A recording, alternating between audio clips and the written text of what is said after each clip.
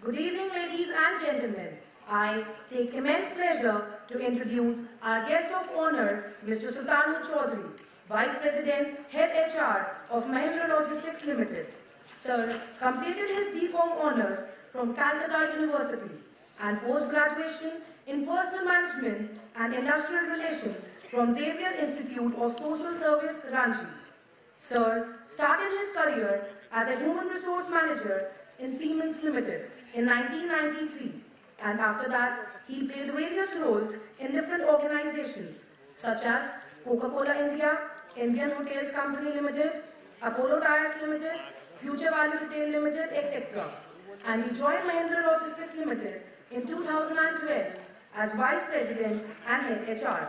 Sir has an experience and expertise in HR strategy and implementation, scorecard-based performance management, design and delivery of compensation and benefits, merger and acquisition integration, and IR strategy and HR systems. Sir has an overall experience of 21 years in human resources and industrial relations. Sir also received Indra Super Achievers Award in 2013 by India Group of Institutes and Fun and Joy. We are privileged that an eminent personality like you took time out of your busy schedule to enlighten us and guide us through your corporate learnings. The stage is all yours. Thank you. How are you? Good afternoon, sir. I didn't expect DIM. Good afternoon. Good afternoon, sir. That's it. Okay. Before I start, I thought, Mr. Tripathi had started with a small exercise. I'll also use the hands. Very recently, we were in a session. So, how many of you are left-handers here? Okay, so the others are right-handers, right? So, we'll do a small exercise. We'll do a clasping of the hand. So, natural people, once I am a right-hander, so I'll clasp my hand means my thumb will go on top of the other thumb. Right? So just do it, all of you. So this is your natural hand, right? What you have done, the clasping of the hand. Now reverse it. Just do the reverse in terms of which is your other part and hold it for some time. Just hold it for some time. So how do you feel? Yeah? You want to come back to the earlier position which is your natural? So I think, in nature actually, that's it, that, we want to always come back to our natural self. But sometimes there needs to be adaptability. There needs to be change. I think in a world we live in, there is always going to be change. And I think this left and right hand combination, for that matter, any kind of combination always has to work. So I'll start with a small video. I think many of you would have seen.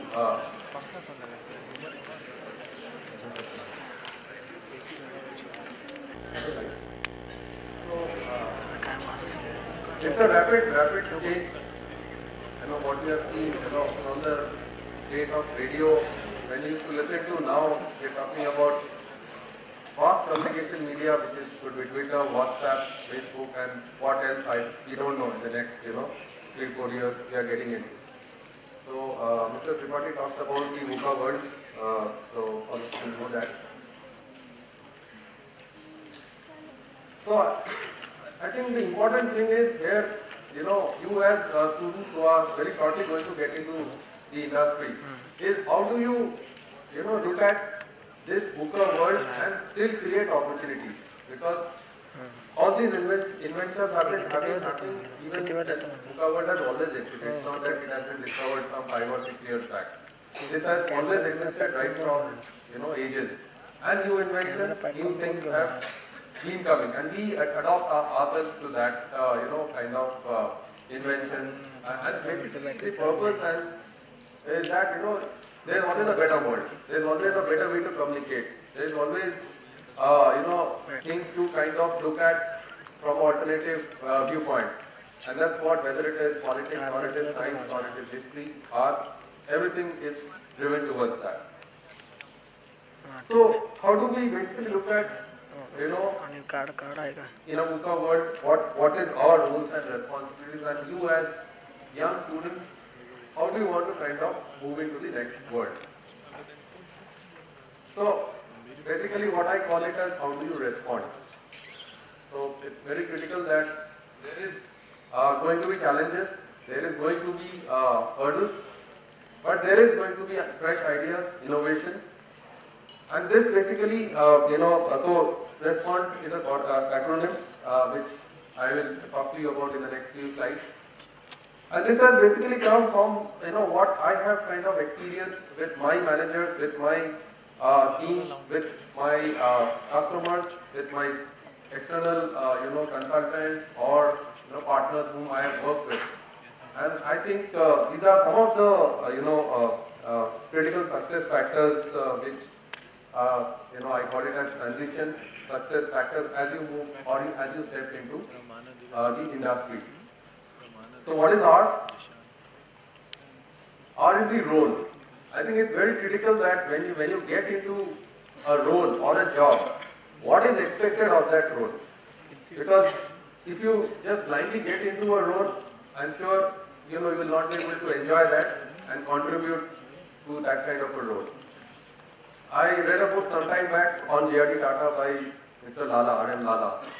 And J.R.D. basically, his primary interest was aviation, right? So he was very passionate about flying aeroplanes, etc. And when unfortunately his father expired, he had to take up the role of moving into Jamshedpur to head Tata Steel. And he was, believe me, he was not a person who had an understanding of steel. But I think he got into the role, and in that book, Mr. Lala describes that how basically he relied on people who were steel experts with whom he sat and understood what is his role as heading that business and taking the steel industry forward for Tata Steel.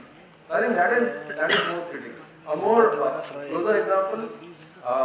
I joined Siemens, which is basically electrical electronics and telecommunication organization. And I'm not an engineer, as you know from my biodata, I'm a BCom. So the first couple of months, I didn't do HR. I was told that you need to go to two plants. So one was in Joka, in Calcutta, which is the switchboard plant. And another plant I visited was the switchgear plant in Bombay, which is in Kalwa. So actually I spent 1 month each to understand what is our product.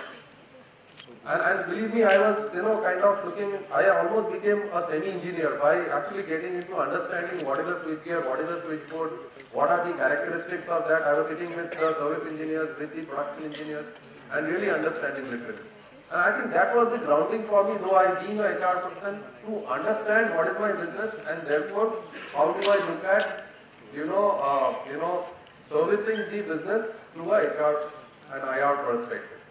So I think it's absolutely critical, to understand the business model and also the negotiate gain agreement means basically with your boss or with your boss's boss, you need to understand that, hey, I am there, I need to understand my role, therefore I need to get more deeper. It's like the onion theory, you get inside the onion and inside there will be pain, but that is how you need to kind of understand. So I think the R basically is understanding your role in details.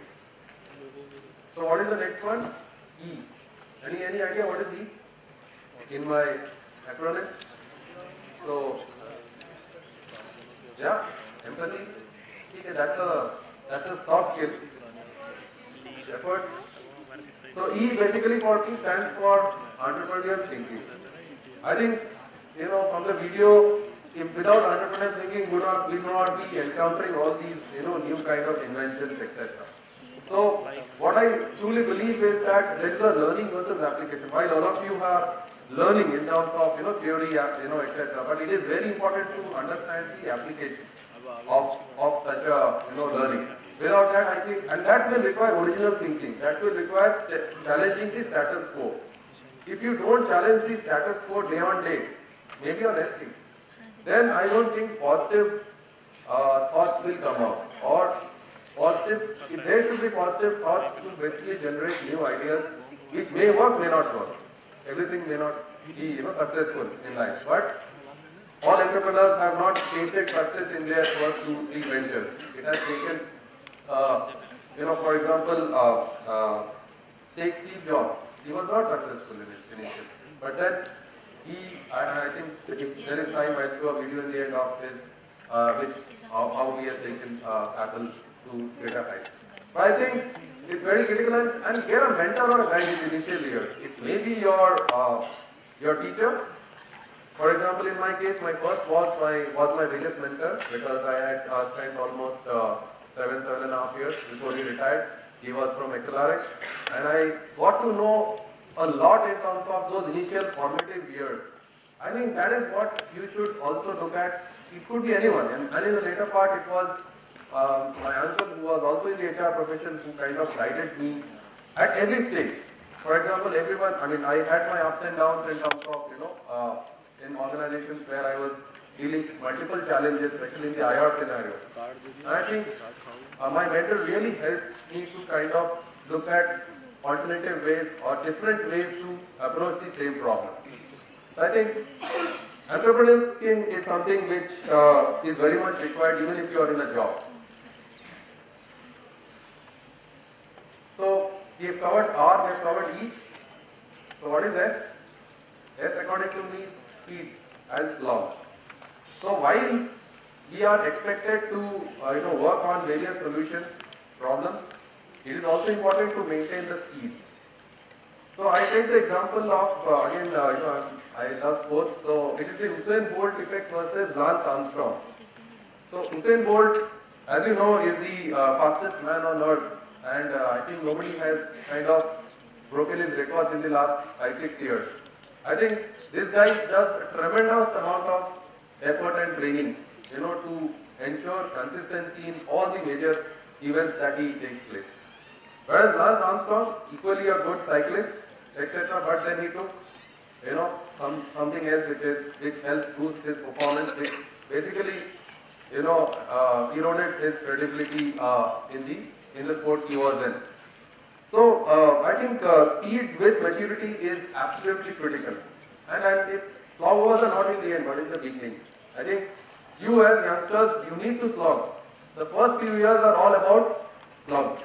You need to get your mind into your whatever you are doing. You need to be passionate. I think that's what will help you to kind of look at effective delivery and superior delivery, which is very, very critical. So that is the speed aspect in your whatever you do. I mean, it could be in a project, or it could be in certain cases you may not. For example, when you deal with the industrial relations scenario, you have to sometimes be persistent as well. But yeah, you need to take some decisions. It may be right, it may be wrong. There is nothing. The book will not suggest you that okay, this is the decision. So when you get into roles which will be managerial, where you are handling a sizable team, etc., decision making will become most critical. But the speed in our context, in our VUCA world, is very, very critical. So that leads to P. So P is problems, so solutions. So in life, problems will always be there. I don't think we should ever run away from problems. I think problems is an opportunity. According to me, problems, if you have problems, you have case studies. So case studies what? Is a problem which you need to diagnose. Similarly, in life situations, in a complex situation, problems will always have a solution. So the fourth point basically talks about problems is equal to solutions. And I'll give one example from Titan. Titan is a leading watchmaker. All of you know that. And these Swiss watchmakers, they had once challenged Titan that can you make the slimmest watch in the world? And all the Swiss watchmakers, all of you know, are they are the masters in watchmaking. So there was a set of people who said, no, I don't think it's possible in Titan. That how can you make the slimmest watch with all that gadgetry inside, which has to work with precision, etc. But there was a set of people who took on that. There was a set of these R&D people, along with the marketing people, who said, let's take up this challenge. And what happened, Titan worked on that, I think for more than a year, and they came out with the Edge watch, which is the most thinnest watch in the world. And I think the Swiss, they were just astounded, saying, how can these guys, come out and build such a... So I think it's how you see the problem as an opportunity. And I think Titan just is doing wonderfully well. So that is how you should look at any kind of problems or issues, which kind of comes in. Another small example, I was reading a book by Mr. Al Gopalakrishnan, The Case of the Bonsai Manager. And in that he talks about these Antarctic penguins. Typically the Antarctic penguins, they are very active. They 80% of the time they actually do swimming, to keep them active because it's very cold out there. And 20% time they breed, look after their, young ones, etc. So what happened? These a couple of psychologists, they bought these 40 penguins into a small, kind of 40 by 80 feet kind of pool, and they kept these penguins in with that kind of cool atmosphere, etc. So what happened to these penguins? They started becoming lethargic. So they were not doing, so only 20% of the time they were swimming, the rest of the time they were idling around, etc. These 40 penguins. I think this happened for a month. Then these two sociologists, basically they got 6 new penguins from San Diego Zoo, California, who basically, entertains people, who visitors, etc., who come in. So these 6 penguins were brought to this school, and these sociologists, it was an experiment. So these people thought that these 6 penguins also will become like these 40 others, will become lazy, etc., and they will not do. So what happened basically?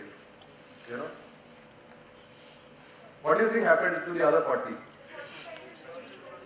The 40 penguins? Right. So what the thought was, the natural thought was that these other 6 will also actually join and become 46 slow penguins. But the other thing happened, that because of the enthusiasm of these 6 penguins, the other 40 also started getting back their original, activity in terms of trending. So I think it's all about how do you, engage, people in your workplace. A scenario typically is new recruits come into an organization, or big organization and may get lost. But I think it's the organization who has to give that kind of, opportunity to the young people to, be more active in the initial years. So that is about problems and solutions centricity.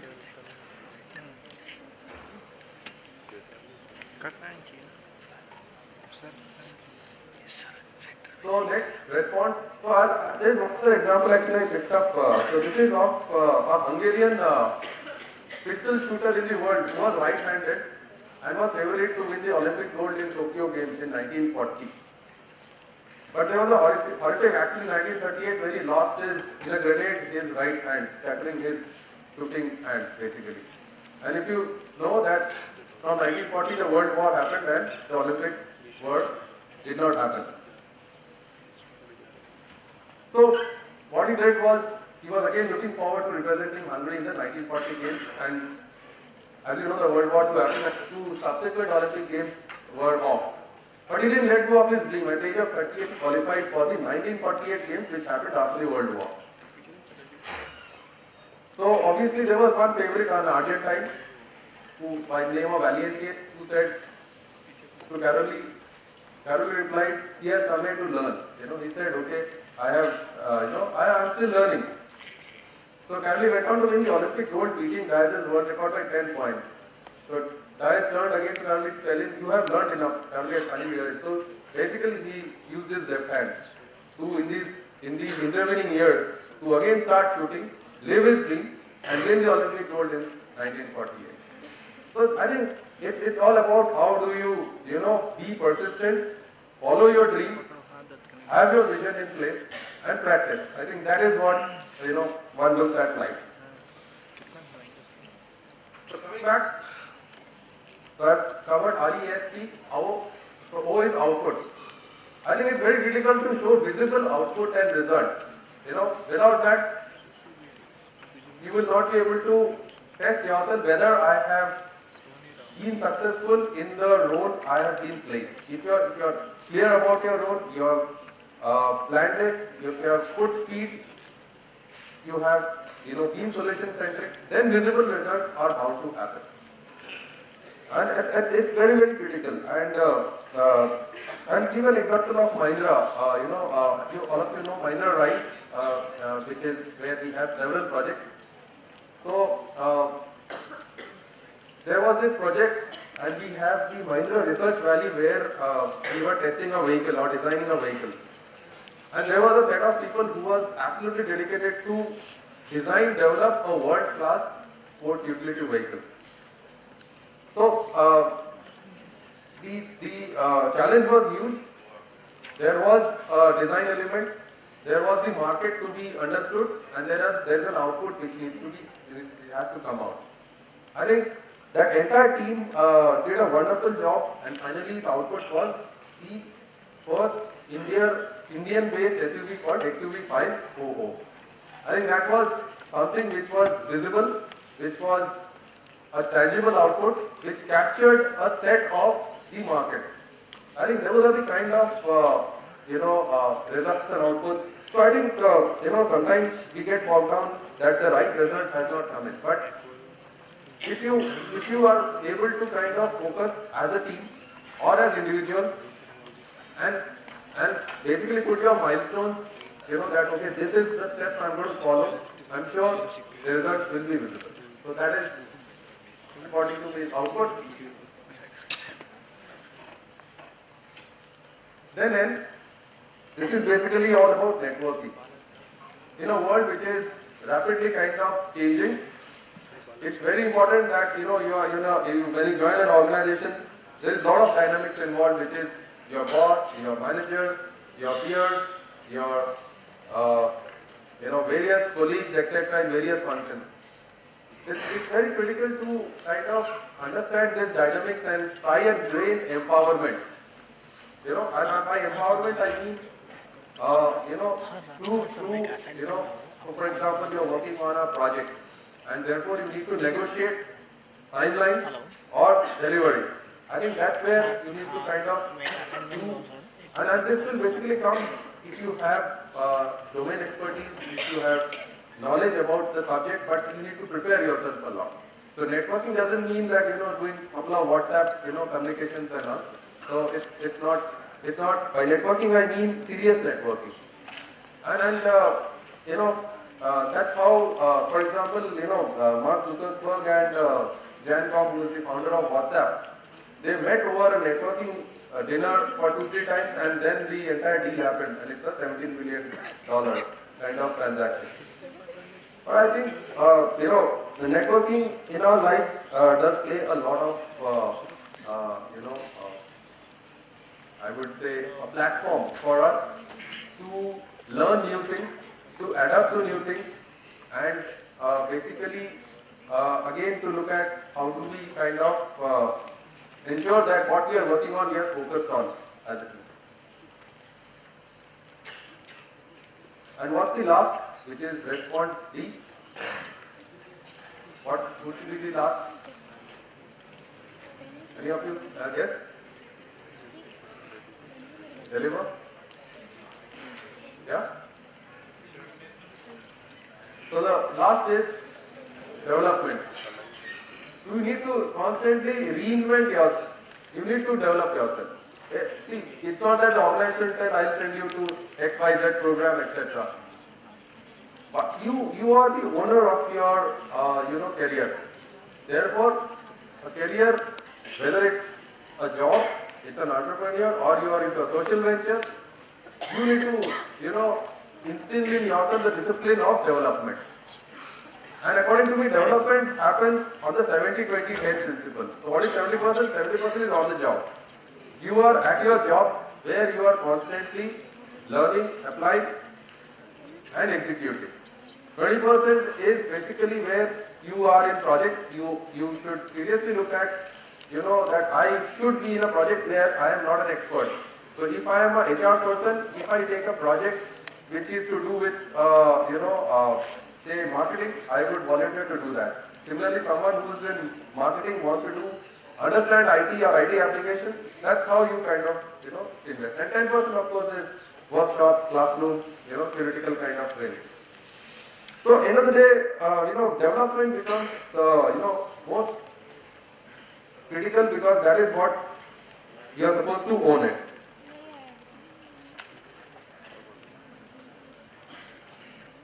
A very interesting, last year we were in a conference and we had a session by Professor Dr. Sugato Mitra.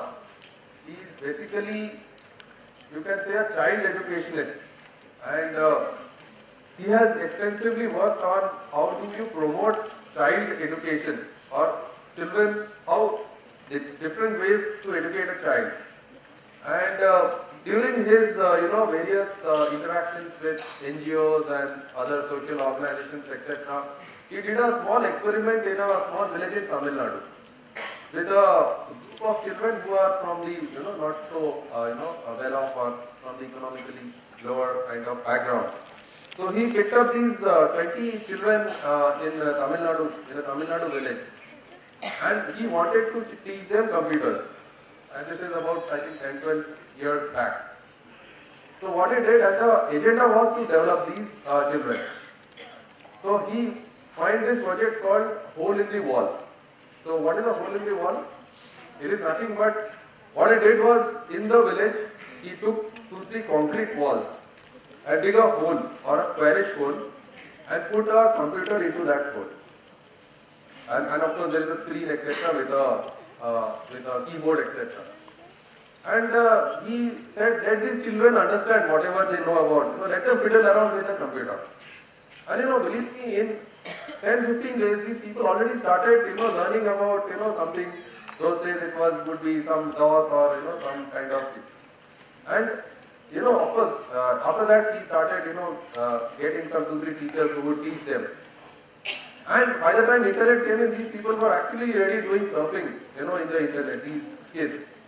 That, according to me, is, development. I mean, from nothing, he has created a model where children can go and peep into the wall. It's like, when we used to go and have that, where you see a some image into that. So he created that kind of an interesting atmosphere for these children to learn. So I think learning is in different environments and different ways.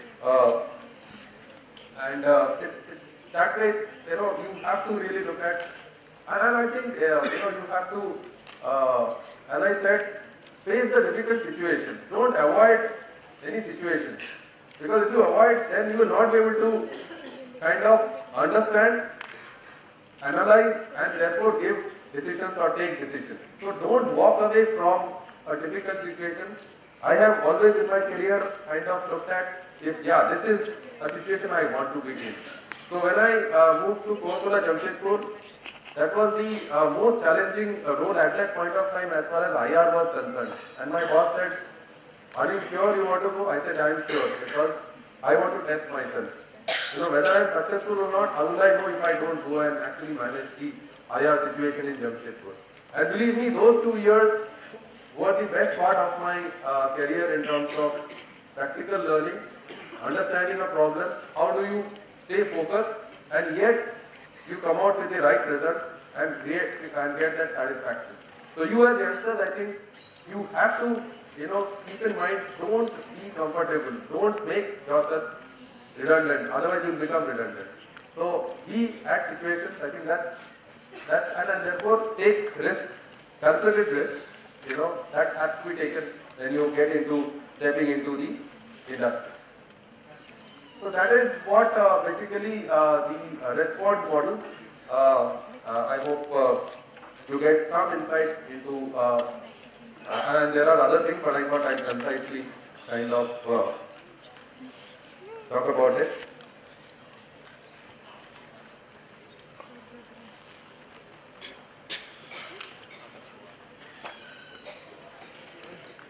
So I don't know, the image is learned, but this is of a die handling image, right? So what is the characteristic of the die handling?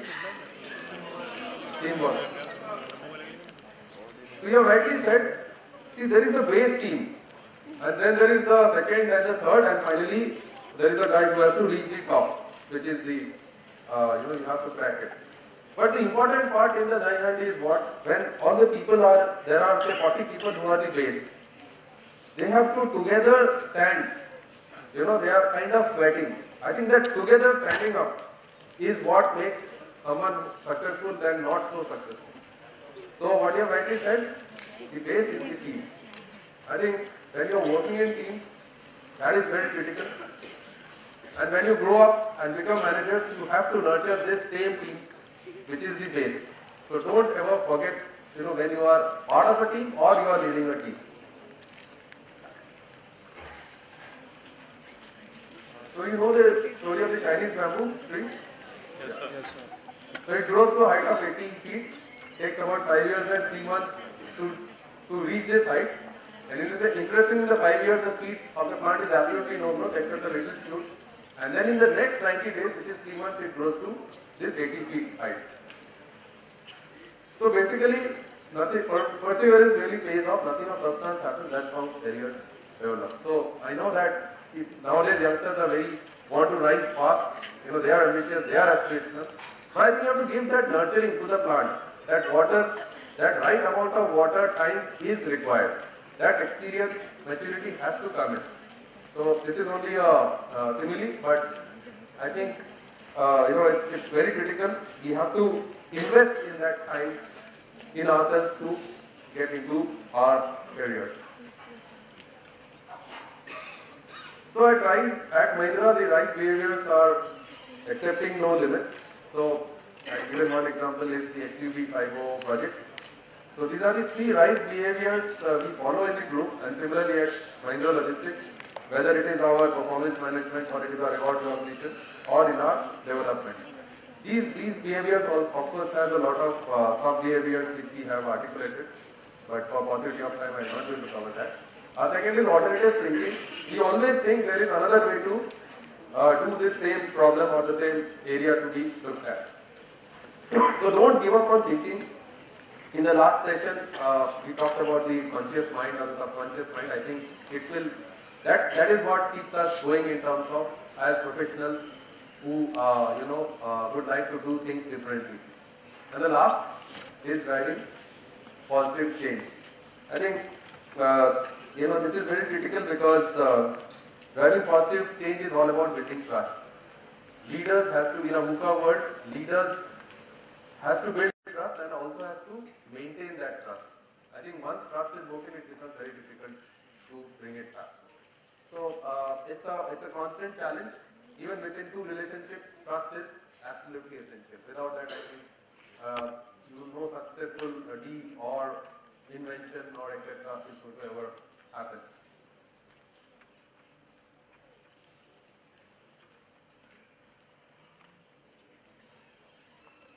So this is I think the second last slide.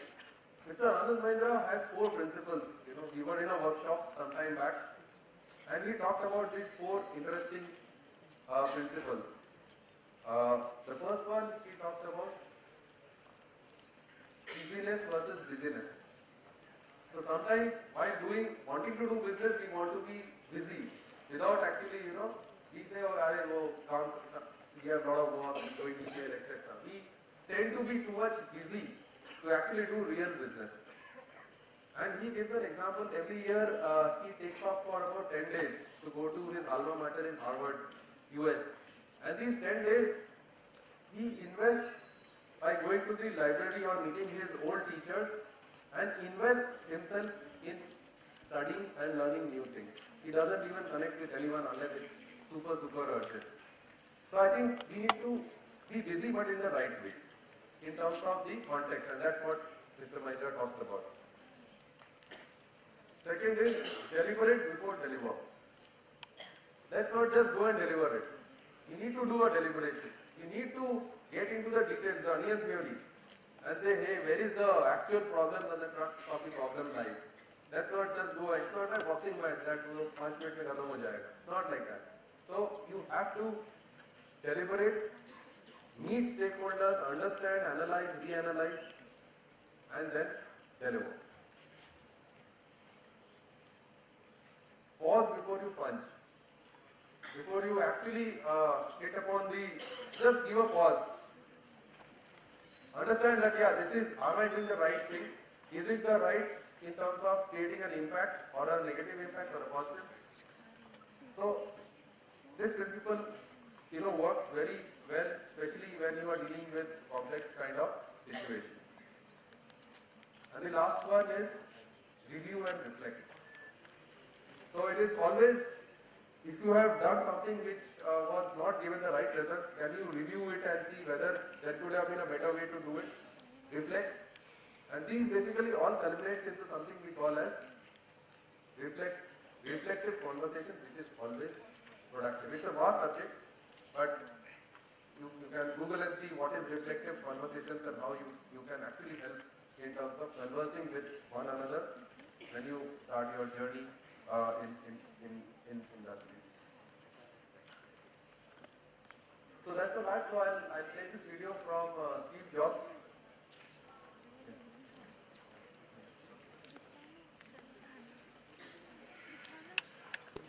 One industry, Steve Jobs revolutionized several: computing, telecommunications, music, and movies.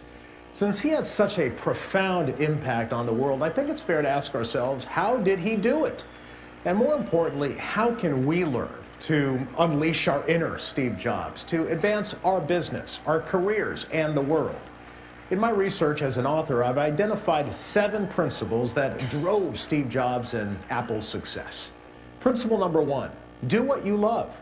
Steve Jobs taught us that you cannot come up with new, innovative, and exciting products unless you're inspired yourself and passionate about moving society forward. Steve Jobs once said, people with passion can change the world for the better. Life is too short, he said, for living someone else's dream. And if you haven't found your passion, he said, keep looking, don't settle. Principle 2, put a dent in the universe. Steve Jobs believed in the power of vision, and he certainly had a big vision. In the mid-1970s, when computers were relegated to a small group of hobbyists, Steve Jobs was convinced that he could put a computer in the hands of everyday people. And so he challenged his co-founder, Steve Wozniak, and the Apple team to create a computer that everyday people would feel comfortable using. Eventually, that led to the computer that changed everything, the Macintosh. In 1984, the Mac helped Apple get closer to the vision that Steve Jobs had first articulated nearly 10 years earlier. Principle 3, connect things to spark your creativity. Steve Jobs once said that creativity is just connecting things. He meant that people with a broad set of experiences can often see things that others miss. Jobs often connected ideas from completely different fields. For example, he studied calligraphy in college. Calligraphy had no practical application to his life, but he was interested in it. He was passionate about it. Later, his calligraphy experience would find its way into the Mac, the first computer with beautiful fonts and typeface.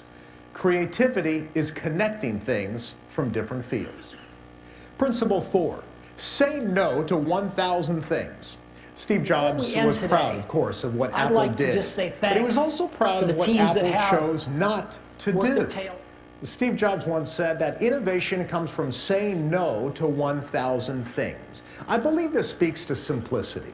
You see, in Apple's world, simplicity is the elimination of clutter.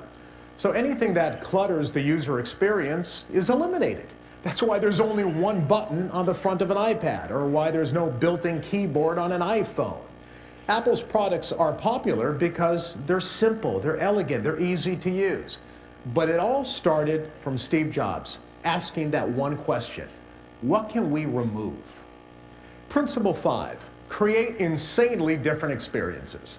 Steve Jobs created many product innovations, of course, but he also innovated around the customer service experience. And I think that's a big part of his legacy. Might not be fully appreciated.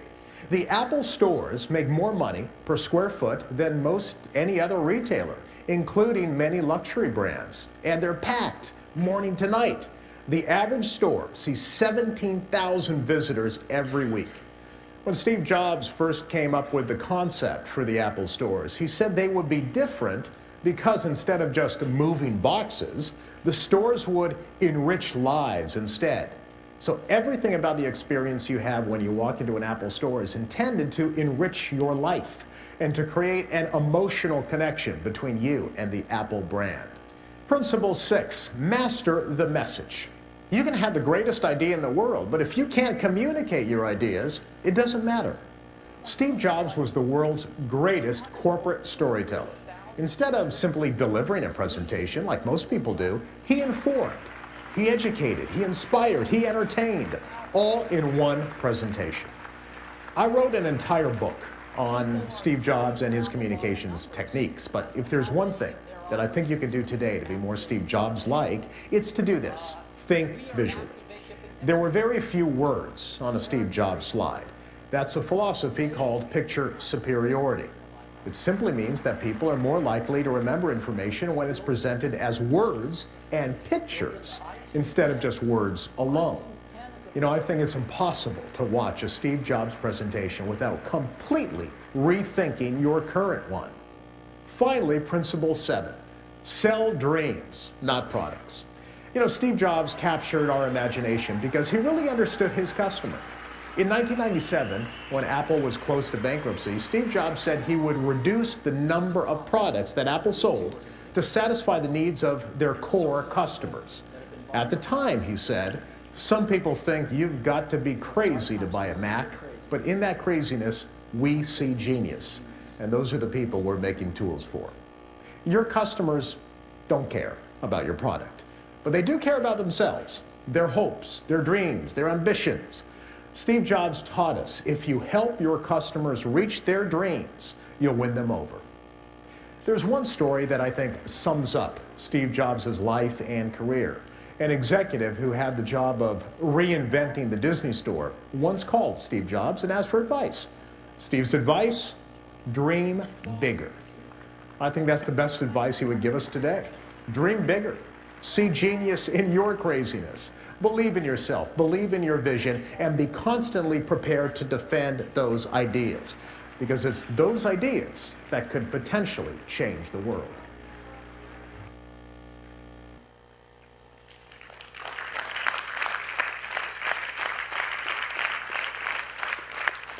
So in the end, I will just leave you with a small quote, especially for all the young students there, that if you can't knock on a door, simply invent or create a door.